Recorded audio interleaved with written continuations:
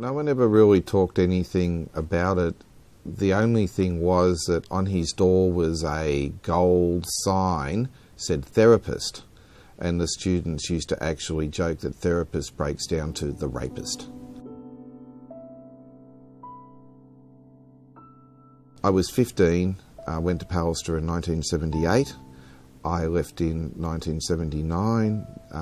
The abuse happened over a 7 or 8 month period that I was at Pallister.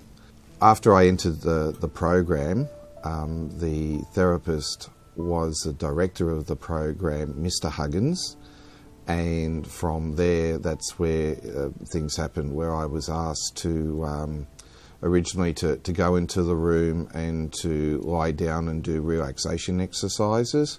And then he loosened my belt and he asked for permission and examined my genitalia to see if there were any deformities or not.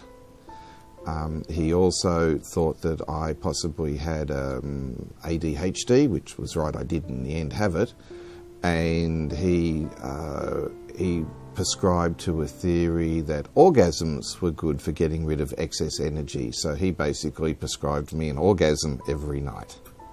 And that's what,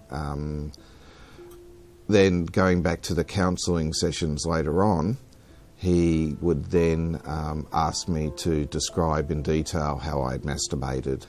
I didn't actually tell anyone till about 2007, 2008, because at that stage I still didn't know whether that was a legitimate activity and a legitimate treatment for the conditions. So I started to do some research into medical and psychological literature and stuff, and I couldn't find where masturbation is a treatment for anything really. And also then whether he was actually qualified to even do a genital inspection or not, and there was that much doubt in my mind that that's when I decided that I would actually make the complaint to the Counsellors Association. They then wrote a letter off to him.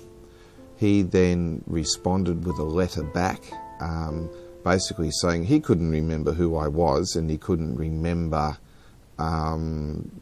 basically anything about it at all. However, that was a troubled time in his life, and he did actually send me a letter of apology and basically admitted to it, saying that he had no reason to disbelieve me.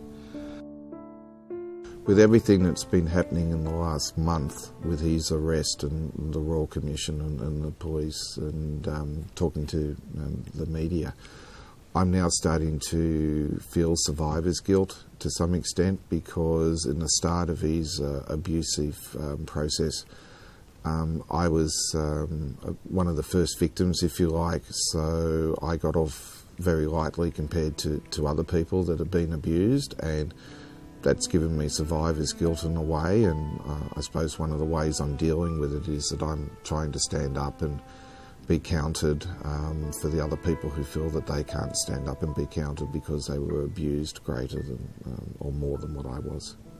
I think the other thing for victims to keep in mind is while they remain silent, their abusers win.